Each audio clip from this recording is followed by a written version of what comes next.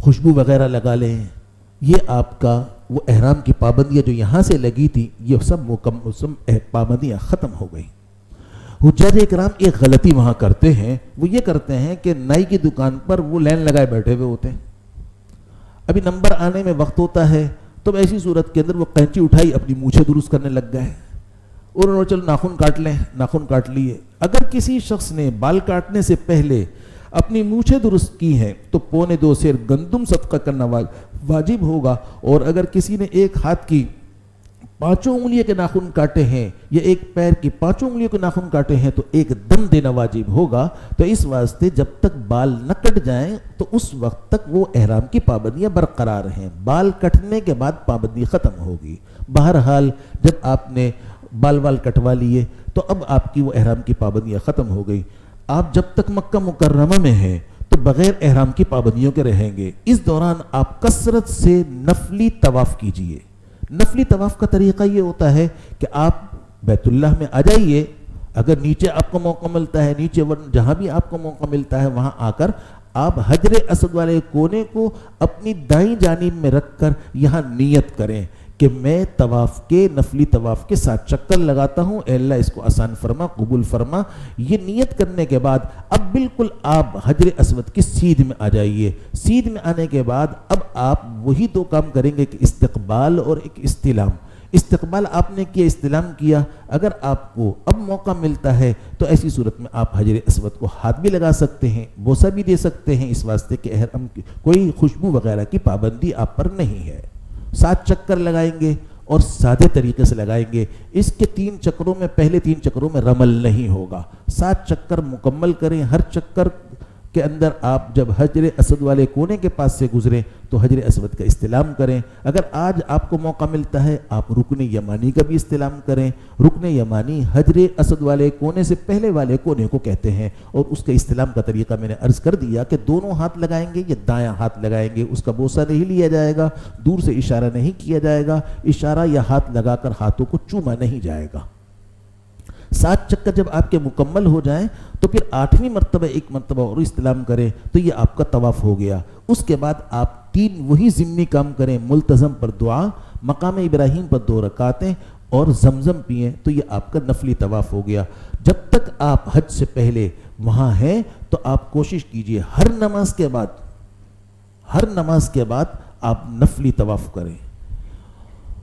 اور اگر آپ کو حج سے پہلے مدینہ طیبہ جانا ہے تو آپ بغیر احرام کے مدینہ طیبہ جائیں گے.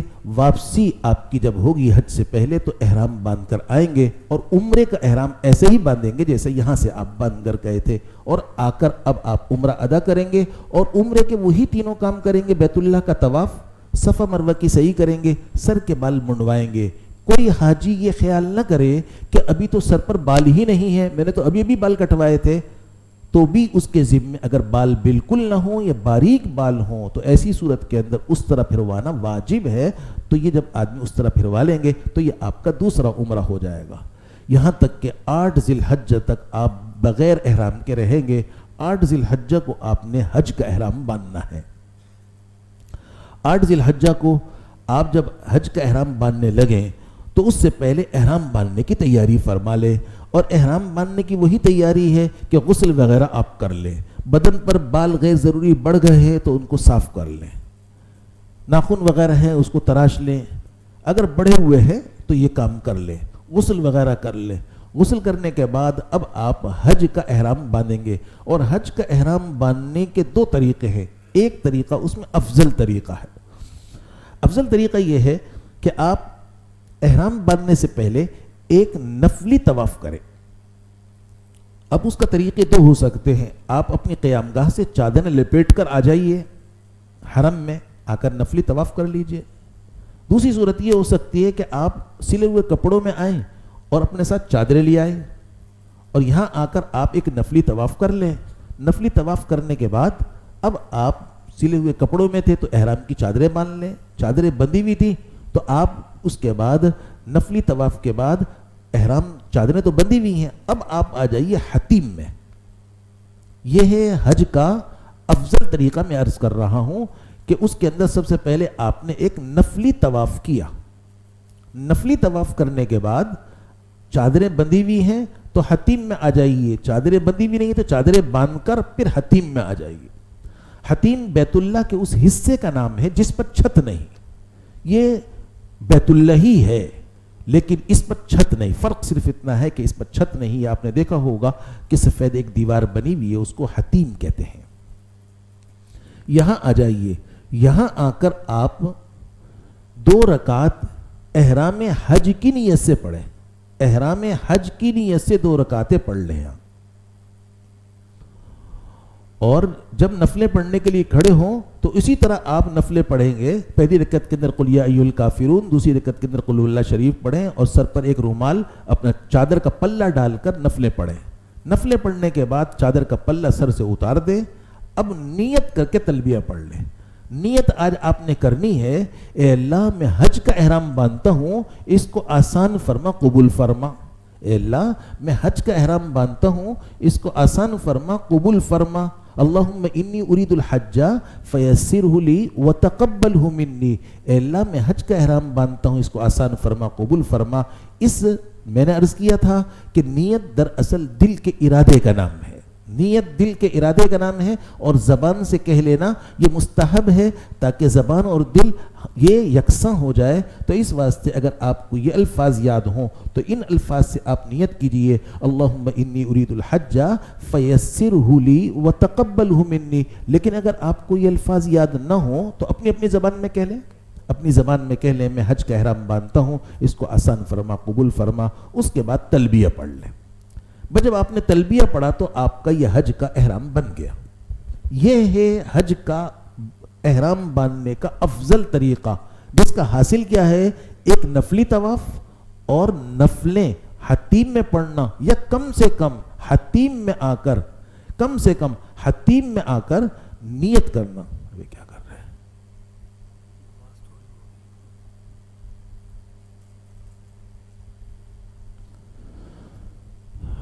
تو حتیم میں آ کر کم سے کم یہ ہے حتیم میں آ کر نیت کرنا۔ آپ نے نفلی طواف کیا، پھر اس کے بعد یہ تو حتیم میں افضل تو یہی ہے کہ آپ یہاں آ کر نفلیں بھی حج کے احرام کی نیت سے 2 رکعت حتیم میں پڑھیں۔ تو کسی مسلمان کو تکلیف دینا یہ حرام ہے، تو کسی حرام کام کو کر کے کسی مستحب کو حاصل کرنا انتہائی نادانی کی بات ہے، خسارے کی صورت ہے۔ تو اس واسطے آپ موقع ملتا ہے تو اس پر عمل کیجئے، اس پر ہر ایک کے لیے ہر ایک کو موقع مل جائے بڑا دشوار ہے، بہت مشکل ہے۔ تو اس واسطے اگر ممکن نہ ہو تو ایسی صورت کے اندر اب آپ اپنی قیام گاہ پر احرام باندھیں۔ احرام باندھنا تو ضروری ہے، لیکن اب وہ افضل طریقے کے بجائے اپنی قیام گاہ پر باندھیں۔ لیکن آپ یہ بھی کر سکتے ہیں کہ آپ مسجد حرام میں ایک نفلی طواف کر کے چلے جائیں اور اپنی قیام گاہ پر جا کر احرام اپنی قیام گاہ پر باندھیں، ایسا کر لیجئے۔ اگر موقع ہو تو ایسا کر لیجئے۔ اگر یہ بھی موقع نہیں ہے تو آپ بغیر طواف کے ہی احرام باندھیں۔ احرام باندھنا ضروری ہے، اور احرام باندھنے کا طریقہ میں نے عرض کر دیا کہ آج غسل وغیرہ کرنے کے بعد اسی طرح 2 چادریں آپ کے پاس ہوں گی۔ دیکھیے عمرے کی چادریں حج میں استعمال کرنے میں کوئی حرج نہیں، پاک ہونی چاہیے بس، لیکن اپنے ساتھ 1-2 اضافی چادریں رکھنی چاہیے، آدمی کو 1-2 چادریں اضافی رکھنی چاہیے۔ تو آپ کے پاس چادریں ہوں گی تو اسی طرح آپ نے باندھنی ہے۔ باندھنے کا وہی طریقہ ہے کہ آپ کے پاس 2.25 میٹر کی چادر ہوگی، تو اس طرح دونوں پلے آمنے سامنے کر کے پھر اوپر نیچے کر کے اس کو سائیڈوں سے اس کو پلٹیں گے تو وہ کسی جائے گی، ڈوری سی بن جائے گی۔ تو آپ ناف کے اوپر رکھ کر، ناف پر نہیں رکھیں گے، اوپر رکھیں گے، ٹخنے آپ کے کھلے رہیں، اور اس کے بعد آپ نے چادر ایک باندھ لی اور دوسری چادر دونوں مونڈوں پر آپ نے لے کر اوڑھ لی، یہاں بھی مونڈا نہیں کھلے گا۔ کلمہ طیبہ پڑھیں اور اس کے بعد نیت کر کے تلبیہ پڑھیں۔ نیت کر کے تلبیہ پڑھنا سب کے ذمہ ضروری ہے۔ جب آپ نے نیت کر کے تلبیہ پڑھا تو آپ پر وہ احرام کی وہ تمام پابندیاں جو عمرے کی حالت میں لگی تھی وہ حج کی حالت میں لگ جائیں گی۔ ان تمام پابندیوں کے ساتھ اب آپ 8 ذی الحجہ کو مینا کے لیے روانہ ہوں گے۔ بعض مرتبہ وہاں معلم حجاج اکرام کو 7 ذی الحجہ کو مینا لے جاتے ہیں۔ اگر 7 ذی الحجہ کو مینا لے جا رہے ہیں تو ایسی صورت میں اب آپ احرام 7 ذی الحجہ کو باندھیں۔ سنت عمل ہے 8 ذی الحجہ کا، لیکن اگر کسی انتظامی ضرورت سے وہ 7 کو لے جا رہے ہیں تو ایسی صورت میں آپ اسی طرح احرام 7 کو باندھیں، 7 کو باندھ کر مینا آ جائیے۔ آج ہے 8 ذی الحجہ، 8 ذی الحجہ کو مینا کے اندر آپ نے مناسک سے متعلق، وہاں کے اعمال سے متعلق صرف 5 نمازیں پڑھنی ہیں، صرف آج 5 نمازیں پڑھنی ہیں، ظہر، عصر، مغرب، عشاء اور 9 ذی الحجہ کی فجر۔ یہ آپ نے 5 نمازیں وہاں پڑھنی ہیں، لیکن اگر آپ نے 7 ذی الحجہ کو آئے ہیں تو کچھ زیادہ نمازیں ہو جائیں گی، تو اس میں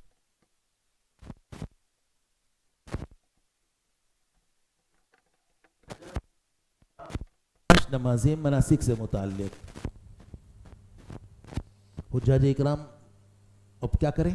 مسئلہ یہ بھی ہوتا ہے، تو اس واسطے کوشش کرنی چاہیے کہ مینا کی ایک مسجد ہے، مسجد خیف، وہاں جائے آدمی، وہاں جا کر وہاں نمازیں پڑھے، نفلیں پڑھے۔ وہاں حدیث میں آتا ہے 70 انبیاء نے نمازیں پڑھی، بعض حضرات نے فرمایا کہ وہاں 70 انبیاء مدفون ہیں، اس کے اندر جائے آدمی، وہاں نفلیں پڑھے، نمازیں وہاں پڑھے۔ بہرحال 8 ذی الحجہ کو مینا میں آپ نے 5 نمازیں پڑھنی ہیں۔ اگلے دن ہے 9 ذی الحجہ، سورج چڑھنے کے بعد 9 ذی الحجہ کو سورج خوب اوپر جب ہو جائے گا، چڑھ جائے گا، تو اب مینا سے میدان عرفات کے لیے روانہ ہوں گے۔ یہ خوب اچھی طرح یاد رکھیے کہ آپ 9 ذی الحجہ کو مینا سے میدان عرفات کے لیے روانہ ہوں، 8 ذی الحجہ کو نہ آئیں میدان عرفات، رات ہی کو لے آتے ہیں وہ بعض مرتبہ۔ اگر یہ کوئی صورت ایسی ہو رہی ہے تو آپ ان سے معذرت کر دیں، اس واسطے کہ میدان عرفات کے اندر وہ سہولیات نہیں ہوتی، تو جس کی وجہ سے وہ وہاں آدمی کو پہلے سے لے آتے ہیں، رات خراب ہو جاتی ہے۔ اگلے دن آپ کو بہت اہم کام کرنے ہیں، دن میں بالکل آرام کا موقع نہیں ملے گا، رات خراب ہو گئی۔ اگلے دن 9 تاریخ ہے، اس میں بھی آپ جاگیں گے، اس کے بعد جو رات ہے مزدلفہ کی، وہ بھی تقریباً رات جاگنے کی ہو جاتی ہے، تو کس طرح آدمی کے اعمال میں بڑا خلل واقع ہوتا ہے۔ تو اس واسطے وہ معلم، گروپ لیڈر، وہ وہاں عام طور پر اپنی انتظامی ضرورت کی وجہ سے جلد بازی کرتے ہیں اور اس طرح کی حرکت کرتے ہیں، جس کی وجہ سے حاجی جس مقصد کے لیے جا رہا ہے وہ مقصد فوت ہو جاتا ہے، یا اس میں خلل واقع ہوتا ہے، یا اس کے اندر وہ بیچارہ پریشانی کا شکار ہوتا ہے۔ تو اس واسطے وہ 9 ذی الحجہ کو آپ مینا سے میدان عرفات کے لیے سورج چڑھنے کے بعد روانہ ہو۔ آپ جب پہنچیں گے، پہنچتے پہنچتے ظہر ہو جائے گی۔ آج ہے 9 ذی الحجہ، 9 ذی الحجہ کو میدان عرفات میں آپ نے کیا کرنا ہے تو اس کو خوب اچھی طرح سمجھ لیجئے۔ میدان عرفات کی حاضری 9 ذی الحجہ کی، یہ حج کا سب سے اہم، سب سے بڑا فرض ہے، سب سے اہم اور سب سے بڑا فرض ہے۔ اگر کسی نے اس فریضے کو ادا نہیں کیا اور باقی سارے اعمال کیے تو اس کا حج نہیں ہوگا۔ جتنا بڑا یہ فرض ہے، حجاج اکرام کی طرف سے اتنی ہی اس کے اندر کوئی نہ کچھ سستی اور غفلت پائی جاتی ہے۔ تو اس واسطے خوب اچھی طرح سمجھ لیجئے کہ 9 ذی الحجہ کو آپ نے میدان عرفات میں کیا اعمال کرنے ہیں۔ میں نے عرض کیا کہ آپ کے پہنچتے پہنچتے وہاں ظہر ہو جائے گی، زوال ہو جائے گا، زوال کا وقت ہو جائے گا۔ وہاں پہنچنے کے بعد سب سے پہلا کام یہ ہے کہ آپ وقوف عرفہ کی نیت سے غسل کر لیں، وقوف عرفہ کی نیت سے غسل کر لیں اور بدن پر پانی بہا لیں۔ غسل کا مطلب کلی کرنا، ناک میں پانی ڈالنا اور بدن پر پانی بہانا ہے، وہ صابن رگڑنا مگڑنا کچھ نہیں ہوتا، بلکہ وہاں تو پانی بہانا ہوتا ہے۔ تو غسل اسی کو کہتے ہیں، جس کو اردو کے اندر ہم نہانا کہتے ہیں۔ تو وہی نہانا اور غسل کرنا یہ عربی ہے۔ تو غسل مسنون، حدیث میں نے شاید پہلے بھی ذکر کیا تھا کہ حضرت عائشہ رضی اللہ تعالیٰ عنہ فرماتی ہیں کہ حضور اکرم صلی اللہ علیہ وسلم کو اٹھانے کے لیے حضرت بلال آئے تو آپ فوراً اٹھے اور آپ نے افاض علیہ الماء کہ پانی بہایا اور چلے گئے، پانی بہایا اور چلے گئے۔ تو اس طرح کہ پانی بہایا، معلوم چلا غسل اس طرح ہی ہوتا ہے۔ تو اس واسطے اس کے اندر آپ کو وہاں میدان عرفات کے اندر وقوف عرفہ کی نیت سے غسل کرنا ہے، لیکن اس کے اندر وقت ضائع نہ کیجئے۔ وہاں غسل خانے بہت بنے ہوئے ہوتے ہیں، وہاں جا کر جلدی سے غسل پانی بہا لیں آپ۔ یہ پہلا کام ہے میدان عرفات کا۔ دوسرا کام یہ ہے کہ میدان عرفات کی مسجد نمرہ، آج اللہ کا حکم یہ ہے کہ مسجد نمرہ کے امام صاحب کی اقتداء میں، ان کی امامت میں اگر کوئی نماز پڑھے گا تو ظہر اور عصر کی نماز ظہر کے وقت میں ملا کر پڑھے گا۔ آج 9 تاریخ کو میدان عرفات کے لیے اللہ کا حکم یہ ہے کہ مسجد نمرہ کے امام صاحب کا مطلب ہے امام الحج، یہ امام الحج ہے، یہ امام الحج یعنی مسجد نمرہ کے امام صاحب کی اقتداء میں کوئی نماز پڑھے گا تو پھر ظہر اور عصر کی نماز ملا کر ظہر کے وقت میں پڑھے گا، یہ حکم ہے۔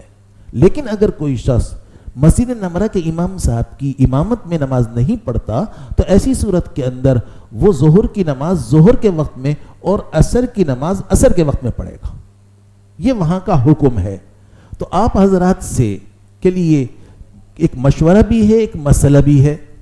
آپ حضرات کے لیے مشورہ یہ ہے کہ آپ مسجد نمرہ تشریف نہ لے جائیں، وہاں نہ جائیں، اس واسطے کہ وہ شدید گرمی کا وقت ہوتا ہے، لوگ جوش کے اندر وہاں چلے جاتے ہیں، وہاں آواز آ رہی ہے، سارے لوگ جا رہے ہیں تو مسجد نمرہ پہنچ گئے، کسی طرح وہاں پہنچ گئے، جب واپسی ہوتی ہے تو واپسی کے اندر انتہائی گرمی کا وقت، اور ہمارے یہاں سے جانے والے حجاج اکرام وہ عام طور پر ضعیف ہوتے ہیں، جسامت کے اعتبار جوان بھی ضعیف ہے، وہاں دوسرے علاقوں کے آئے ہوئے لوگوں کے مقابلے میں وہ ضعیف اور کمزور ہوتے ہیں، پھر عمر رسیدہ ہوتے ہیں، اور سارے میدان عرفات کے خیمے ایک طرح کے ہوتے ہیں، اور جب وہاں سے نکلے کہیں گر پڑ گئے، چکرا گئے، بے ہوش ہو گئے، راستہ بھٹک گئے، جس کا نتیجہ یہ ہوتا ہے خود بھی پریشان، ساتھی بھی پریشان، تو کرنے کا جو کام تھا اس کی یکسوئی ختم ہو جاتی ہے۔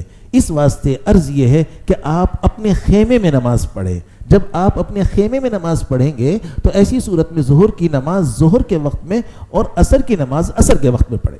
یہ تو ہے مشورتاً بات، لیکن ایک مسئلہ بھی وہاں خاص طور پر حنفی حضرات کے لیے وہاں یہ دشوار کن مسئلہ ہے۔ مسئلہ یہ ہے کہ اگر کوئی مقیم شخص ظہر کی نماز جب پڑھتا ہے تو 4 رکعتیں پڑھتا ہے، عصر کی نماز پڑھے گا تو 4 رکعتیں پڑھے گا، وہاں کے امام صاحب مقیم ہونے کے باوجود جو مکہ کے گرد و پیش کے قرب و جوار کے رہنے والے ہوتے ہیں وہ وہاں ظہر کی نماز بجائے 4 کے 2 پڑھاتے ہیں، عصر کی نماز بھی بجائے 4 رکعتوں کے 2 رکعتیں پڑھاتے ہیں۔ اب بتائیے 4 رکعتیں جب واجب اور فرض ہوں اور پڑھیں 2 رکعت، نہ تو ظہر کی نماز صحیح ہوگی نہ عصر کی نماز صحیح ہوگی۔ ہمیں ان پر کوئی اعتراض نہیں، نہ اعتراض کرنا ہے، بلکہ وہ اپنے مسلک کے مطابق عمل کرتے صحیح کرتے ہیں، ہمیں یہ دیکھنا ہے کہ ہماری نماز ہوگی کہ نہیں ہوگی۔ تو ظاہر ہے کہ ایسی صورت میں جہاں 4 کے بجائے 2 رکعتیں ہو رہی ہوں تو 4 رکعت والے کی نماز کیسے ہوگی؟ تو اس واسطے حنفی حضرات کے لیے وہاں مسئلہ یہ دشوار ہے، اور شوق میں حاجی وہاں چلا تو جاتا ہے لیکن اس شوق کی وجہ سے اس کی نماز ہی نہیں ہوتی۔ ظاہر ہے کہ ایسے شوق کی تکمیل ہرگز نہیں ہونی چاہیے۔ اس واسطے مسئلے کی روح سے بھی عرض یہ ہے کہ آپ اپنی نماز اپنے خیمے میں ادا فرمائیں۔ جب آپ اپنے خیمے میں پڑھیں گے تو ایسی صورت میں ظہر کی نماز ظہر کے وقت میں اور عصر کی نماز عصر کے وقت میں پڑھیں۔ تو یہ ہے وہاں کی دوسرا عمل جو نماز سے متعلق تھا۔ میدان عرفات کے اندر تیسرا عمل ہے وقوف عرفہ۔ وقوف کے معنی ٹھہرنے کے ہوتے ہیں، لیکن ٹھہرنے کا ایک سنت طریقہ ہوتا ہے۔ وقوف کے معنی تو ٹھہرنے کا، ٹھہرے ہوئے آپ، لیکن ایک سنت طریقہ ہے، اس کا ٹھہرنا سنت طریقے کے مطابق کیسے ہوگا؟ تو آپ ظہر کی نماز اپنے خیمے میں ادا کرنے کے بعد اب آپ باقاعدہ اپنے خیمے سے باہر آ جائیے، خیمے سے باہر نکل کر دھوپ میں کھڑے ہو جائیے جتنا آپ کے لیے ممکن ہو۔ اسی طرح خواتین بھی پردے کے اندر وہ ایک طرف کو باہر نکل کر کھلے آسمان میں آ کر کھڑی ہو جائیں، قبلہ رخ کھڑے ہو کر اب اللہ کی حمد و ثنا، تکبیر و تحلیل، لا الہ الا اللہ وحدہ لا شریک لہ لہ الملک وله الحمد وهو علی کل شیء قدیر، چوتھا کلمہ، اس کا ورد آپ کریں اور دعاؤں کا سلسلہ شروع کریں اور دعائیں کرتے رہے۔ جتنی دیر آپ کھڑے ہو سکتے ہیں کھڑے ہو کر پھر بیٹھ جائیے، جتنی دیر دھوپ میں کھڑا ہونا ممکن ہو۔ اگر یہ اندیشہ ہے طبیعت خراب ہو جائے گی تو سائے میں آپ چلے جائیں، پھر دھوپ میں آ جائیں، پھر سائے میں چلے جائیں، جتنی دیر کھڑے ہو سکتے ہیں کھڑے رہیں، پھر بیٹھ جائیں، پھر کھڑے ہو جائیں۔ یہ عمل آپ کا جاری رہے یہاں تک کہ عصر کی نماز کا وقت ہو جائے۔ جب عصر کی نماز کا وقت ہو تو عصر کی نماز باجماعت اپنے خیمے میں ادا فرمائیں۔ خیمے میں ادا کرنے کے بعد اب آپ اپنے خیمے سے باہر نکل جائیے۔ عصر اور مغرب کی درمیانی وقت میدان عرفات کے اندر اللہ کی رحمت موسلادھار بارش کی طرح برس رہی ہوتی ہے، انتہائی قیمتی وقت ہوتا ہے، تو اس وقت کھڑے ہو کر اللہ سے آہوزاری اور دعاؤں کا سلسلہ، اس کے اندر اللہ سے دعائیں مانگے، تنہا دعا مانگے، اجتماعی طور پر دعا مانگے، انفرادی دعا مانگے، اپنے لیے، اپنے بیوی بچوں، اپنے والدین، عزیز و اقارب، دوست احباب، تمام امت مسلمہ کے لیے، خاص طور پر اسلام کے لیے دعا کیجئے، ملک پاکستان کے لیے دعا کیجئے۔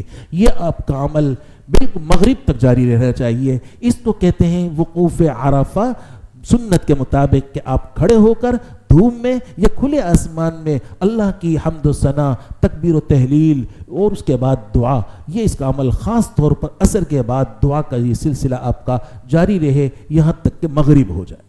تو یہ عمل آپ نے مغرب تک کرنا ہے۔ یہ تیسرا عمل ہے جو میدان عرفات سے متعلق ہے۔ چوتھی بات یہ ہے کہ مغرب سے پہلے کوئی شخص میدان عرفات کی حدود سے باہر نہ نکلے۔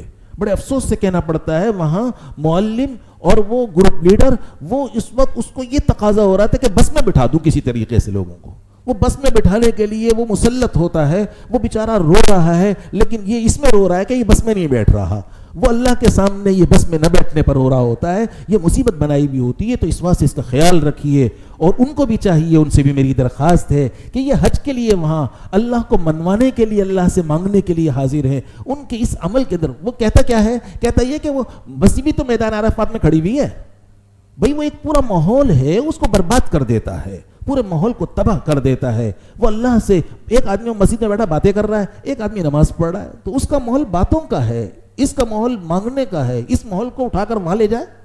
تو اس واسطے اس کا خیال رکھنے کی ضرورت ہے کہ حضور اکرم صلی اللہ علیہ وسلم نے یہی بات فرمائی تھی، فرمایا تھا کہ اگر کوئی میدان عرفات سے اگر اس کا اونٹ گم ہو جائے، اس کی تلاش کے لیے اگر میدان عرفات کی حدود سے باہر نکلا اور پھر پلٹ کر نہیں آیا، تو ایسی صورت کے اندر اس پر ایک دم ایک جانور ذبح کرنا واجب ہو جائے گا۔ تو اس واسطے وہاں بھی وہ سواری کا مسئلہ ہی پیش آیا تھا کہ وہ اونٹ کے چکر میں باہر نکلا تھا، تو اس واسطے اس سے منع فرمایا ہے۔ تو اس واسطے آپ بالکل مغرب سورج غروب ہونا چاہیے، وہاں یہ آپ کا عمل سورج غروب ہونے تک رہے۔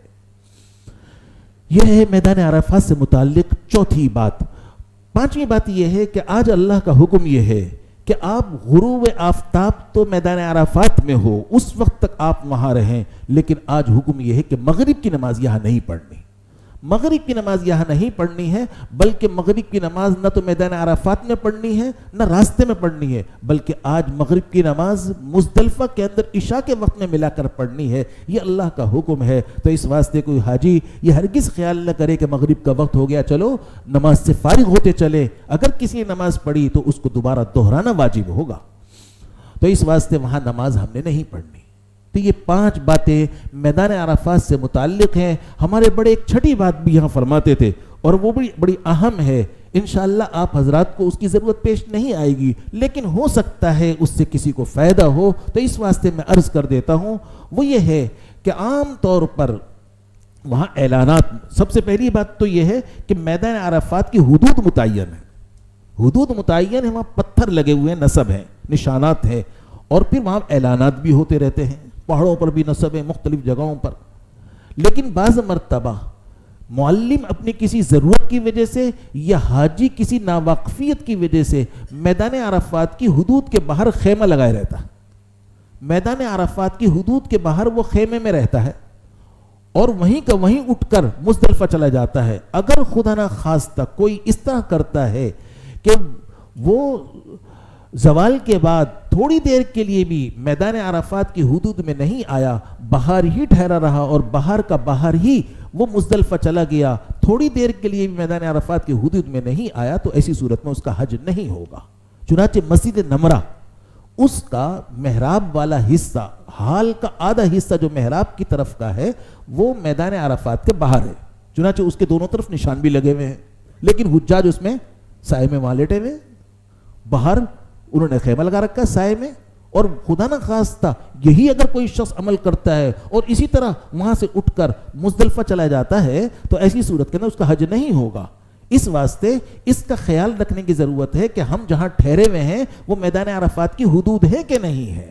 میدان عرفات کی حدود سے باہر خدا نہ خواستہ کوئی ٹھہرا ہوا ہے تو پھر اس کے لیے لازم اور ضروری ہے کہ وہ عصر کے بعد حدود عرفات میں آ جائے، میدان عرفات کی حدود میں آ جائے، وہاں وقوف کرے اور پھر وہاں سے نکل کر مزدلفہ کے لیے جائے، باہر کا باہر نہ جائے۔ لیکن انشاءاللہ آپ حضرات کو اس طرح کی ضرورت پیش نہیں آئے گی، لیکن یہ اس طرح یہ بات میں نے ذکر کر دی، ہو سکتا ہے اس سے کسی کو فائدہ ہو۔ بہرحال یہ میدان عرفات سے متعلق 6 باتیں ہیں۔ اب آپ سورج غروب ہونے کے بعد مغرب کی نماز پڑھے بغیر میدان عرفات سے آپ نکلیں گے اور مزدلفہ کے لیے روانہ ہوں گے۔ پہنچتے پہنچتے یقیناً عشاء ہو جائے گی، لیکن اگر کوئی شخص مزدلفہ پہنچا اور ابھی تک عشاء کا وقت نہیں ہوا تو عشاء کے وقت کا وہ انتظار کرے، اور عشاء کا وقت جب ہو جائے تو اس کے بعد وہ مغرب اور عشاء کی نماز عشاء کے وقت میں ملا کر پڑھیں گے۔ لیکن عام طور پر عشاء کا وقت ہو ہی جاتا ہے، رات دیر ہو جاتی ہے، وہاں پہنچتے دیر ہو جاتی ہے۔ وہاں پہنچنے کے بعد آپ سب سے پہلے مغرب کی نماز پڑھیں گے، وضو وغیرہ کر اپنی ضروریات سے فارغ ہو کر، اور پھر سب سے پہلے آپ مغرب کی نماز پڑھیں، اذان دیں، ایک اذان دی جائے گی، اس کے بعد تکبیر اور اقامت کہی جائے، مغرب کے فرض پڑھیں، پھر عشاء کے فرض، پھر مغرب کی سنتیں، پھر عشاء کی سنتیں، اور پھر وتر پڑھیں گے۔ ایک اذان دی جائے گی، ایک ہی اقامت کہی جائے گی۔ سب سے پہلے طریقہ یہ ہوگا کہ سب سے پہلے مغرب کے فرض باجماعت پڑھیں، پھر عشاء کے فرض پڑھیں، پھر مغرب کی سنتیں، پھر عشاء کی سنتیں، اور پھر وتر پڑھیں۔ اگر کوئی شخص وہاں تنہا نماز پڑھ رہا ہے اس کے لیے بھی واجب ہے کہ ملا کر پڑھے عشاء کے وقت۔ اگر جماعت سے پڑھ رہا ہے تو اس کے لیے بھی واجب ہے دونوں نمازوں کو ملا کر پڑھے عشاء کے وقت۔ اگر وہ امام حج کے پیچھے نماز پڑھ رہا ہے تو بھی واجب ہے، گویا کہ وہاں ملا کر پڑھنا ہر شخص کے لیے واجب ہے کہ وہ عشاء کے وقت میں مغرب اور عشاء کی نماز ملا کر پڑھیں گے۔ اب نماز پڑھنے کے بعد کچھ دیر آپ آرام کر لیجئے، تھکے ہوئے ہوں گے، کچھ دیر آرام کر لیجئے، لیکن یہ خوب اچھی طرح یاد رکھیے مزدلفہ کی رات انتہائی قیمتی رات ہے۔ بعض روایات کے اندر فرمایا کہ یہ شب قدر سے بھی افضل رات ہے، تو اس واسطے یہ رات ساری سونے کی رات نہیں ہے، بلکہ یہ اللہ سے کے سامنے رونے اور مانگنے کی رات ہے۔ اس واسطے کچھ دیر آرام کرنے کے بعد آخری شب میں آپ اٹھ جائیے، تہجد پڑھیے، دعائیں مانگیے۔ جب صبح صادق ہو جائے اور یہ یقین ہو جائے کہ صبح صادق ہو گئی ہے تو پھر آپ فجر کی اذان دیں، فجر کی نماز پڑھیں۔ لیکن یہاں بھی میں عرض کروں گا کہ وہاں بھی بعض مرتبہ اونچ نیچ ہوتی ہے، رات ہی کے وقت فجر کی اذان اور نماز پڑھوا دیتے ہیں، رات ہی کو پڑھوا دیتے ہیں۔ تو اس واسطے ہم نے اپنا حج خود کرنا ہے، ہمیں کوئی گروپ لیڈر یا معلم حج نہیں کرائے گا۔ تو اس واسطے ہم اچھی طرح سمجھ کر جائیں۔ تو وہاں ہوتا کیا ہے، رات کے آخری حصے میں ہی وہ اذانیں ہو رہی ہیں، سب سے اذان ہو گئی بھی فجر کی، حالانکہ فجر کا وقت ہی نہیں ہوا ہے، تو معلوم چلا کہ رات ہی کو یہ کام کروا رہے ہیں۔ تو اس واسطے جب یہ یقین ہو جائے کہ صبح صادق ہو گئی ہے تو اس کے بعد فجر کی اذان دیں اور اس کے بعد فجر کی نماز پڑھیں۔ لیکن فجر کی نماز مزدلفہ کے اندر جو پڑھی جاتی ہے غلس میں پڑھی جاتی ہے، تاریکی میں، یعنی اول وقت میں پڑھی جاتی ہے۔ یہ آپ فجر کی نماز آپ پڑھیں اور جماعت سے ادا فرمائیں، اس کے بعد بہت جلدی ہوگی، لیکن خوب اچھی طرح یاد رکھیے کہ آپ کو ایک ضروری کام کرنا ہے، اور وہ ضروری کام یہ ہے کہ وقوف مزدلفہ آپ نے کرنا ہے۔ وقوف مزدلفہ ہوتا ہے فجر کی نماز کے بعد آپ کو آدھا گھنٹہ ملے، 20 منٹ ملے، جو بھی وقت ملے، بہت جلدی ہو کہ سب لوگ جا رہے ہوں گے، تقاضا ہوگا، لیکن یہ کام آپ نے لازمی کرنا ہے۔ یہ کھڑے ہو کر آپ نماز سے فارغ ہو کر قبلے کی طرف منہ کر کھڑے ہو جائیں، اللہ کی حمد و ثنا، تکبیر و تہلیل، دعا، یہ بھی دعا کی قبولیت کا اہم ترین وقت ہے۔ حدیث میں فرمایا حضور اکرم صلی اللہ علیہ وسلم نے، میں نے بعض دعائیں میدان عرفات میں اللہ کی بارگاہ میں پیش کی تو اللہ جل جلالہ نے اس کو قبول نہیں فرمایا، جب وہی دعائیں میں نے مزدلفہ میں اللہ کی بارگاہ میں پیش کی تو فوراً قبول ہو گئی۔ تو انتہائی قبولیت کا وقت ہے، تو اس واسطے آپ کو جتنا بھی موقع مل جائے کھڑے ہو کر آپ وہاں اللہ کی حمد و ثنا، تکبیر و تہلیل اور دعا کریں گے۔ حمد و ثنا، الحمدللہ، تکبیر و تہلیل، لا الہ الا اللہ محمد الرسول اللہ، یہ مراد ہے۔ تو یعنی چوتھا کلمہ یہ آدمی پڑھے، تکبیر و تہلیل اس کو کہتے ہیں۔ اس کے بعد اب آپ دعا کریں، تو دعا کرنے کے بعد سورج نکلنے سے پہلے مزدلفہ سے مینا کے لیے روانہ ہوں گے. یاد رکھیے کہ مزدلفہ سے جو روانگی ہے وہ سورج نکلنے سے پہلے ہے. جب آپ مزدلفہ میں آپ کا قیام ہے, یہاں سے نکلنا ہے, ایک کام مزدلفہ میں آپ نے اور بھی کرنا ہے جو رات ہی کو کر لیں, اور وہ یہ ہے کہ آپ 70 کنکریاں چن لیں. وہاں سے پہاڑی ہے بہت, تو وہاں سے آپ 70 کنکریاں لے لیں, کھجور کے گٹھلی کے برابر یا وہ چنے کے دانے کے برابر آپ 70 کنکریاں لے لیں, جو آپ کو 9, 10, 11, 12, 13 کو جمرات پر رمی کرنے میں کام آئیں گی. تو صبح آپ کو موقع نہیں ملے گا, جلدی ہوگی, تو اس واسطے یہ کام رات ہی کو کر لیں. تو حجاج اکرام ویسے وہاں چن لیتے ہیں, تو یہ کنکریاں چن کر پھر دھو لیتے ہیں. تو لیکن اچھا ہے, طبیعت کی بات ہوتی ہے دھونے کی, ورنہ پاکی دھونے سے جس طرح ہوتی ہے اسی طرح سورج کسی چیز پر اگر پڑتا رہے اور گندگی نہ ہو تو ایسی صورت کے اندر وہ پاک ہو جاتی ہے, وہ چیز پاک ہو جاتی ہے. ٹھیک ہے, دھو لیں. تو اپنے ساتھ 70 کنکریاں آپ رات ہی کو لے لیجئے گا. اب مزدلفہ سے آپ روانہ ہوں گے سورج نکلنے سے پہلے. آج 10 ذی الحجہ ہے. 10 ذی الحجہ کو آپ سورج نکلنے سے پہلے وقوف مزدلفہ کرنے کے بعد اب آپ روانہ ہوئے مینا کے لیے. مینا پہنچ جائیں گے. 8 ذی الحجہ کو آپ جہاں مینا آئے تھے وہیں آپ واپس آ جائیں گے. یہاں آ کر آپ نے 3 کام کرنے. 10 ذی الحجہ کو 3 کام آپ نے کرنے ہیں. سب سے پہلا کام ہے بڑے شیطان کی رمی, پھر قربانی, پھر تیسرا کام ہے سر کے بال منڈوانا. یہ ترتیب وار ان تینوں کاموں کو کرنا واجب ہے. اگر کسی شخص نے اس ترتیب کے اندر آگے پیچھے کر دیا تو ایسی صورت میں ایک جانور کفارے میں دینا واجب ہوگا. تو اس واسطے ترتیب سے 3 کام آپ نے کرنے ہیں. تو سب سے پہلا کام ہے بڑے شیطان پر کنکری مارنا. اس کو رمی کرنا کہتے ہیں. تو آج 10ویں تاریخ کو صرف ایک شیطان کو کنکری ماری جاتی ہے. تو اس لیے آپ اپنے ساتھ ان 70 کنکریوں میں سے 7 کنکریاں لے لیں اور 1-2 کنکریاں اضافی لے کر آ جائیے. اور جمرہ کبریٰ, جمرۃ العقبہ بھی کہتے ہیں, جس کو عوامی زبان میں بڑا شیطان کہا جاتا ہے, وہ ایک علامت ہے جہاں اللہ جل جلالہ نے شیطان کو دھسا دیا تھا. تو وہاں باقاعدہ پہلے ایک پتلا سا ایک ستون سا ہوتا تھا, اب ایک بڑی سی دیوار بنی ہوئی ہے. تو وہاں آپ آ جائیے. یہاں آ کر آپ رمی کریں گے. رمی کا طریقہ یہ ہے کہ اس ستون سے, اس جمرۃ الکبریٰ سے 5-6 ہاتھ کے فاصلے پر کھڑے ہو جائیں. بہت قریب بھی نہ ہو, بہت دور بھی نہ ہو.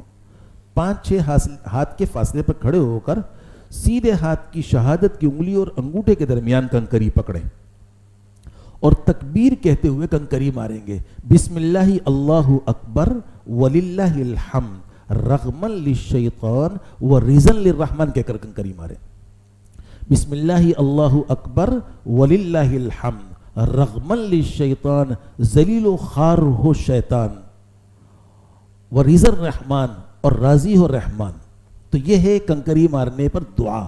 تو اس واسطے ایک ایک کر کنکری ماریں, اور اس طرح کنکری ماریں کہ آپ شہادت کی انگلی اور انگوٹھے کے درمیان سیدھے ہاتھ کی اس میں پکڑ کر کنکری کو اس طرح پھینکیں کہ وہ اس کے ارد گرد جو حلقہ دائرہ بنا ہوا ہے کنکری اس میں گرے. اگر آپ نے کنکری ماری اور وہ کنکری اس حلقے سے باہر گر گئی تو ایسی صورت میں اس کنکری کے بدلے دوسری کنکری مارنی ہوگی. وہاں سے گری پڑی کنکری نہیں اٹھائیں, وہ سب اللہ کے ہاں مسترد اور مردود ہے.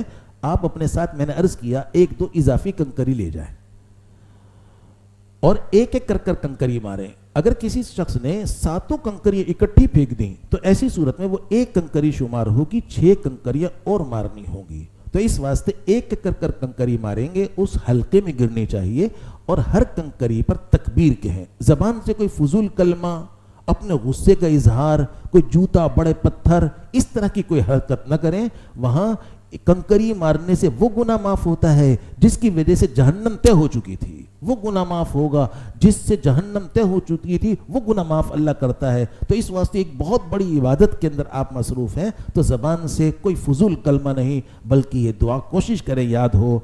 بسم اللہ اللہ اکبر وللہ الحمد رغما للشیطان ورزا للرحمن کہہ کر کنکری مارے. اور ترجمہ میں نے آپ کو بتا دیا کہ شیطان ذلیل و خوار ہو رحمان راضی ہو، یہ کہہ کر آپ نے کنکری ماری ہے. تو 7 کنکریاں جب آپ مار لیں تو بس آج 10ویں تاریخ کو یہی ایک ہی شیطان کو کنکری مارنی ہے. حجاج کرام کے ہاں، حجاج کے ہاں یہ سب سے مشکل مرحلہ کنکری کا سمجھا جاتا ہے. اس کو سمجھتے ہیں کہ سب سے زیادہ دشوار کن مسئلہ ہے. تو اسی واسطے خواتین اپنے مردوں سے اور بڑی عمر کے لوگ وہ جوانوں سے کنکری لگوا دیتے تھے. یاد رکھیے کنکری خود مارنا ضروری ہے. اگر کسی نے خود کنکری نہیں ماری، کسی دوسرے سے کنکری لگوائی، تو ایسی صورت میں اس کی کنکری ادا نہیں ہوگی اور کنکری خود نہ مارنے کی وجہ سے ایک دم دینا، ایک جانور ذبح کرنا واجب ہوگا. ہاں البتہ کوئی شخص خدا نہ خواستہ ایسا معذور ہے، اپاہج ہے یا ایسا بیمار ہو گیا ہے کہ کھڑے ہو کر نماز بھی نہیں پڑھ سکتا، تو اس کی طرف سے کوئی دوسرا کنکری مار سکتا ہے. البتہ خواتین اور بڑی عمر کے حضرات یہ کنکری بجائے دن کے شام میں مارے، مغرب کے بعد مارے، عشاء کے بعد مارے، فجر صبح صادق ہونے سے پہلے مار سکتے ہیں. جوانوں کو کنکری مارنی چاہیے دن کے اندر. ان کو کنکری مارنے کا افضل وقت ہے، جوانوں کے لیے افضل وقت ہے سورج نکلنے کے بعد سے زوال تک، یہ افضل وقت ہے. زوال کے بعد سے لے کر مغرب تک یہ جائز وقت ہے. اور کمزوروں کے لیے مغرب کے بعد مارنا یا عشاء کے بعد مارنا، صبح صادق سے مارنا، یہ سب جائز ہے. تو اس واسطے خواتین اور عمر رسیدہ بڑی عمر کے حضرات وہ شام کے وقت میں کنکری مار سکتے ہیں، تو شام کے وقت میں کنکری مارے. لیکن الحمدللہ آج کل وہاں کوئی دشواری کی بات ایسی نہیں ہے. کئی منزلہ بنا دیا ہے، راستے بھی بہت چوڑے ہیں، تو اس واسطے کوئی پریشانی، لیکن سمجھداری سے کام کرنے کی ضرورت ہوتی ہے. دیکھ بھال کر آدمی جائے، وہاں کے حالات دیکھ کر فیصلہ کرے. تو اس واسطے کوئی دشواری کی بات اب نہیں رہی، لیکن وہ پرانا تصور اب تک قائم ہے. تو اس واسطے میں نے عرض کیا کنکری خود مارنا ضروری ہے. تو یہ ہے 10ویں تاریخ کا پہلا کام، بڑے شیطان کو کنکری مارنا. اور دوسرا کام ہے مینا کا 10ویں تاریخ کا کام ہے قربانی کرنا. آپ حج تمتع فرما رہے ہیں، حج تمتع کرنے والا اور حج قران کرنے والا اس کے ذمے دم شکر یعنی حج کی قربانی واجب ہے. البتہ حج افراد کرنے والا اس کے ذمے قربانی واجب نہیں ہے. اگر وسعت ہے تو پھر وہ کر لے، نہیں ہے وسعت نہ کرے تو اس کو اختیار ہے. لیکن حج تمتع اور حج قران کرنے والے کے لیے حج کی قربانی واجب ہے. لیکن آج کل وہاں قربانی کے سلسلے کے اندر بہت زیادہ وہاں عجیب سی صورتحال ہے. تو اس واسطے اس کو سمجھ لیجئے کہ قربانی آپ مسنون قربانی کا طریقہ یہ ہے آدمی اپنے ہاتھ سے کرے یا کم سے کم اپنے سامنے کروائے. یہ قربانی کا صحیح طریقہ، مسنون طریقہ، اور آپ نے عمل سنت کے مطابق ہی کرنا ہے. لیکن آج کل وہاں سلسلہ چل پڑا ہے بینکوں کے ذریعے سے کمپنیوں کی معرفت قربانی کرائی جاتی ہے. یاد رکھیے وہ قربانی قابل بھروسہ نہیں ہے، قابل اعتماد نہیں ہے. تو اس واسطے ان سے قربانی آپ نہ کروائیں. وجہ اس کی یہ ہے کہ جو وقت وہ عام طور پر دیتے ہیں اس وقت وہ قربانی نہیں کرتے. آپ کو وقت دیا، انہوں نے کہا کہ بھئی آپ کی قربانی وہ ہو جائے گی 5 بجے تک. آپ نے سمجھا کہ 5 بجے قربانی ہو جائے گی، 1 گھنٹہ آپ نے اور انتظار کر کے پھر 6 بجے آپ نے 7 بجے آپ نے بال کٹوا لیے. بعد میں پتہ چلا قربانی آپ کی ہوئی نہیں، کل ہوگی. تو یہ ترتیب بدلی، آپ پر دم واجب ہو گیا. ان کے ہاں ترتیب لازم نہیں ہے، وہ اس کو لازم نہیں سمجھتے. حنفی حضرات کے ہاں یہ ترتیب لازم ہے. تو اس واسطے وہ ان چیزوں کی رعایت نہیں کرتے. تو اس واسطے وہ قابل بھروسہ نہیں. دوسری بات یہ بھی ہے کہ وہ جانور کمپنی والے، بینک والے ظاہر ہے لاٹ کی لاٹ لیں گے، بڑی تعداد میں خریدیں گے. تو وہ کون ایک ایک جانور کی چھان پھٹک کرے گا؟ کون دیکھے گا؟ بقول حضرت علی رضی اللہ تعالیٰ عنہ کہ حضور اکرم صلی اللہ علیہ وسلم نے فرمایا تھا بھئی جانور خریدو لیکن اس کو اچھی طرح اس کے کان بھی دیکھنا، اس کی دم بھی دیکھنا، اس کے دانت بھی دیکھنا. یہ خاص طور پر روایت مسند امام احمد میں ہے کہ اس طرح دیکھو کہ یہ باقاعدہ دانت اور اس کے کان اور اس کی دم دیکھنے کا، کان اور دانت دیکھنے کا حکم ارشاد فرمایا ہے. تو کون دیکھے گا بھائی ہماری طرف سے؟ ہم ایک جانور خریدنے جاتے ہیں جب تو گھنٹوں اس میں اندر ہم لگاتے ہیں، پھر اس کے بعد مشکل سے ایک جانور خرید کر لاتے ہیں. تو یہ تو ایک لاٹ کی لاٹ انہوں نے خرید لی اکٹھی. نہیں معلوم ہماری طرف سے جو جانور ذبح کیا جا رہا ہے اس کے اندر قربانی کی شرطیں بھی پوری ہے کہ نہیں ہے، نہیں معلوم اس کی عمر بھی صحیح ہے کہ نہیں ہے. تو اس واسطے یہ کوئی قابل بھروسہ عمل نہیں ہے. اور دوسری بات یہ کہ سنت کے بھی خلاف ہے، ہمارے موجودگی میں تو ہو ہی نہیں رہی. چوتھی بات یہ ہے کہ یہ غیرت ایمانی کے بھی خلاف ہے کہ حضور اکرم صلی اللہ علیہ وسلم نے اپنے دست اطہر سے وہ 60 اونٹوں کو نہر فرمایا، 63 اونٹوں کو نہر فرمایا، کم و بیش اتنے اونٹوں کو نہر اپنے دست اطہر سے فرما رہے ہیں. وہ اونٹوں کو نہر فرما رہے ہیں، ہم ایک دمبے اور بکرے کے لیے کمپنی کا سہارا لے رہے ہیں. تو اس واسطے یہ غیرت ایمانی کے بھی خلاف ہے.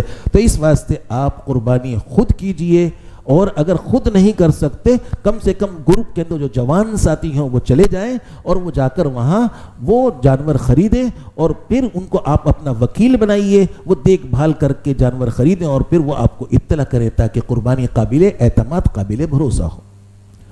پہلی بات تو یہ ہے. دوسری بات یہ ہے کہ جب آپ قربانی حج کی فرما رہے ہیں تو اس کے اندر آپ نیت کریں گے میں دم شکر ادا کر رہا ہوں. یہ نیت کرے میں دم شکر ادا کر رہا ہوں، حج کی قربانی کر رہا ہوں. اگر کسی شخص نے اس وقت نیت یہ کر لی کہ میں سالانہ قربانی کر رہا ہوں، جس کو مال کی قربانی کہتے ہیں، تو ایسی صورت کے اندر یہ حج کی قربانی ادا نہیں ہوگی، آپ کو کرنی ہوگی. تو اس واسطے نیت اس میں یہ کرنی ہے کہ میں دم شکر حج کی قربانی ادا کرتا ہوں. یہ مینا کا دوسرا کام ہے 10ویں تاریخ کو قربانی کرنا. تیسرا کام ہے مینا کے اندر آپ نے اب سر کے بال منڈوانے ہیں. میں نے عرض کیا کہ مردوں کے لیے افضل یہ ہے کہ سر کے بال منڈوا لیں، اور خواتین کے لیے بال کٹوانا ہی متعین ہے. تو اس واسطے وہ بال کٹوانے کا طریقہ میں عرض کر چکا ہوں کہ سر کے چوتھائی حصے کے بالوں میں سے ایک ایک پورے کے برابر بال کٹوانا، اس نشان سے تھوڑا سا بڑھا کر کٹوانا. سر کے چوتھائی حصے کے بالوں میں سے ایک ایک پورے کے بال کٹوانا، برابر بال کٹوانا یہ واجب ہے، اور پورے سر کے بالوں میں سے ایک ایک پورے کے برابر بال کٹوانا یہ مسنون اور افضل ہے. تو اس واسطے ان کو چاہیے کہ سر کے بال کھول کر آگے یا پیچھے لٹکائے، اس کے چھوٹے بڑے تمام بالوں میں سے ایک ایک پورے کے برابر بال کٹوائے. اور اسی طرح مردوں کے اگر بڑے بال ہیں سنت کے مطابق ہیں تو وہ بھی اس طرح پورے بالوں میں سے ایک ایک پورے کے برابر بال کٹوائیں. جب آپ نے بال کٹوا لیے تو اب آپ کا احرام حج کا کھل گیا. اب آپ نہا دھو کر سلے ہوئے کپڑے پہن لیجئے اور خوشبو وغیرہ لگا لیجئے. سب پابندی احرام کی ختم ہو گئی سوائے ایک پابندی کے، باقی تمام پابندیاں ختم ہو گئی. ایک پابندی ابھی برقرار ہے، میاں بیوی ساتھ ہیں تو کسی قسم کا شہوت کا عمل، شہوت کی بات کرنا جائز نہیں. اب آپ آج 10 ذی الحجہ ہے، یہ 3 کام مینا میں کرنے کے بعد اب آپ آ جائیے مکہ مکرمہ. مکہ مکرمہ آ جائیے. اب آپ نے حج کا دوسرا سب سے بڑا فرض طواف زیارت کرنا ہے. طواف زیارت کے لیے آپ آ جائیے مکہ مکرمہ. وہاں آ کر آپ آج سلے ہوئے کپڑوں میں ہیں، احرام نہیں ہے، احرام کی کوئی پابندی نہیں ہے. آپ وہاں پہنچ کر مطاف میں آ جائیے اور حجر اسود والے کونے کی طرف آ کر وہاں آج بھی اس طرح کھڑے ہو جائیے کہ حجر اسود والا کونا آپ کی دائیں جانب میں ہو، آپ اس کی بائیں جانب میں ہو. یہاں کھڑے ہو کر آج آپ نے صرف ایک کام کرنا ہے، وہ ہے نیت. اور نیت یہ کرنی ہے کہ میں طواف فرض یا طواف زیارت دونوں لفظ استعمال ہوتے ہیں. طواف فرض کے ساتھ چکر لگاتا ہوں، اے اللہ اس کو آسان فرما، قبول فرما. یا یوں کہیے طواف زیارت کے ساتھ چکر لگاتا ہوں، اے اللہ اس کو آسان فرما، قبول فرما. یہ نیت آپ کر لیں. میں نے عرض کیا کہ طواف کے اندر نیت کرنا ضروری ہے. نیت کرنے کے بعد اب آپ بالکل حجر اسود کی سیدھ میں آ جائیے. سیدھ میں آ کر وہی 2 کام کریں گے. آج تو احرام ہے نہیں تو اس واسطے مونڈا کھولنے کا سوال ہی پیدا نہیں ہوتا، سلے ہوئے کپڑوں میں ہیں. یہاں آ کر آپ نے 2 کام کرنے ہیں کہ استقبال کرنا ہے کہ استلام کرنا ہے. استقبال کا وہی طریقہ ہے، دونوں ہاتھوں کو کانوں تک اٹھائیں گے، بسم اللہ اللہ اکبر لا الہ الا اللہ وللہ الحمد والصلاۃ والسلام علی رسول اللہ کہہ کر ہاتھوں کو چھوڑ دیں. یہ آپ کا استقبال ہو گیا. اور دوسرا کام ہے آپ نے استلام کرنا. آج اگر آپ کو موقع ملتا ہے تو آپ حجر اسود کا بوسہ لیں، اور اگر ہاتھ لگانے کا موقع ملتا تو ہاتھ لگا کر ہاتھوں کو چومیں. لیکن یہاں میں عرض کروں گا کہ کسی مسلمان کو دھکا مکہ دے کر، کسی کو تکلیف پہنچا کر ہرگز یہ عمل نہ کیجیے. اور خاص طور پر خواتین سے بھی عرض کروں گا کہ خواتین حجر اسود کا بوسہ لینے کے لیے بعض مرتبہ مردوں کے ہجوم میں گھس جاتی ہیں. وہ مردوں کے بیچ میں بھچ رہی ہوتی ہیں، دب رہی ہوتی ہیں، لیکن ان کی یہ خواہش ہوتی ہے کہ کسی طریقے سے حجر اسود کا بوسہ لیں. تو یاد رکھیے اس طرح بوسہ لینا یہ کوئی نیکی نہیں بلکہ بدترین گناہ ہے، چونکہ وہاں غیر محرم مردوں کے بیچ میں وہ بچ رہی ہیں، دب رہی ہیں، محض اس خواہش کو پورا کرنے کے لیے کہ صاحب حجر اسود کا بوسہ لینا ہے۔ تو ہرگز اس طرح کا عمل نہ کریں، خاص طور پر اپنی پاکستانی خواتین کو اس طرح بے باک وہاں دیکھا گیا ہے کہ وہ حجر اسود کا بوسہ لینا یا ملتزم پر چمٹنا ہے، وہ مردوں کے بیچ میں گھس جاتی ہیں۔ یاد رکھیے اس طرح یہ نیکی نہیں، یہ بدترین گناہ ہے، وہ خود بھی گناہ میں مبتلا ہیں اور مردوں کو بھی۔ اور پھر سب سے بڑی بات یہ ہے کہ بیت اللہ کی بے ادبی کی انتہا کر رہی ہیں، وہ بے ادبی کی انتہا کر رہی ہیں۔ انہی پر تو پابندی مشرکین پر لگ گئی تھی کہ بھئی یہ کام نہیں کرنا، یہ کام نہیں کرنا، تو یہی کام ہونے لگے۔ تو اس واسطے ان سے درخواست یہ ہے کہ اس طرح کے اعمال سے مکمل احتراز کریں اور بچنے کی کوشش کریں۔ وہاں خواتین کو حجر اسود کا بوسہ دلوانے کے لیے لائن لگتی ہے تو اس کی معلومات کریں، اور موقع ملتا ہے اچھا ہے، لیکن دور سے استلام کرنا، کہتے ہیں کہ قیامت میں حجر اسود گواہی دے گا کہ اس کا استلام کس نے کیا، تو استلام کا طریقہ بوسہ لینا بھی ہے، ہاتھ لگانا بھی ہے، دور سے بھی ہے، سب کے لیے گواہی مل جائے گی انشاءاللہ۔ تو اس واسطے اس کی بے حرمتی کے ساتھ ہرگز یہ عمل نہ کیا جائے۔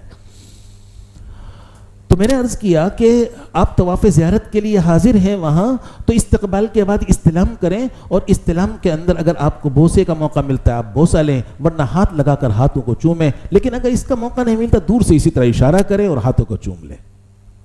اب یہ استلام کرنے کے بعد آپ نے طواف زیارت کر رہے ہیں۔ میں نے عرض کیا ہر طواف میں 7 چکر ہوتے ہیں، اور ہر چکر کا آغاز حجر اسود والے کونے سے ہوتا ہے، اس واسطے اب آپ طواف کرنا شروع کریں گے۔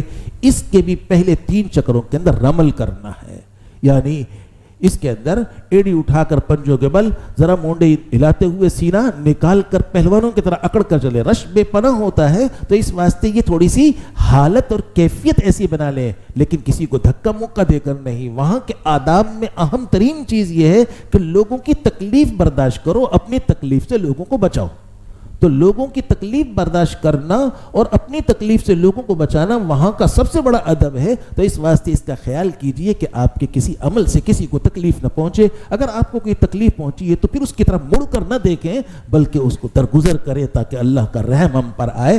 تو اس طرح آپ پہلے 3 چکروں کے اندر رمل کریں گے۔ میں نے عرض کیا رش ہوگا تو ہیئت ایسی بنا لیں، صورت ایسی کر لیں جتنا ممکن ہو چلتے رہیں۔ بقیت 4 چکر اطمینان سے کریں گے، خواتین 7 چکر اطمینان سے ہی کریں گی۔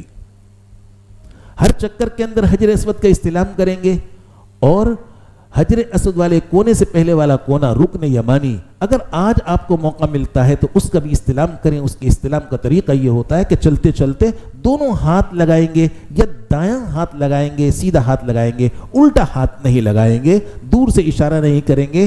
آج وہاں آپ کو اس سے چمٹنے کا موقع ملتا ہے تو آپ اس کا بوسہ نہیں لیں گے۔ بوسہ صرف حجر اسود کا لیا جاتا ہے، اور کسی گوشے کونے دیوار کا نہیں لیا جاتا۔ تو اس واسطے دعا چمٹ کر ملتزم سے کی جاتی ہے، بوسہ حجر اسود کا لیا جاتا ہے۔ وہ ہر پردے، ہر کونے، ہر کھدرے سے لٹکنا، یہ سب بدعات ہوتی ہیں۔ تو اس واسطے اس سے احتراز کریں گے۔ اور دوران طواف آپ بیت اللہ کو نہیں دیکھیں گے، کیونکہ دوران طواف بیت اللہ کو دیکھنے سے بعض فقہا کے نزدیک تو طواف باطل ہو جاتا ہے، ہمارے ہاں مکروہ ہو جاتا ہے۔ تو اس واسطے دوران طواف ہماری نگاہ سامنے رہنی چاہیے۔ البتہ حجر اسود کا جب استلام کرنا ہوگا تو یقیناً اس طرف پھر متوجہ ہوں گے، بیت اللہ کی طرف نگاہ پڑے گی۔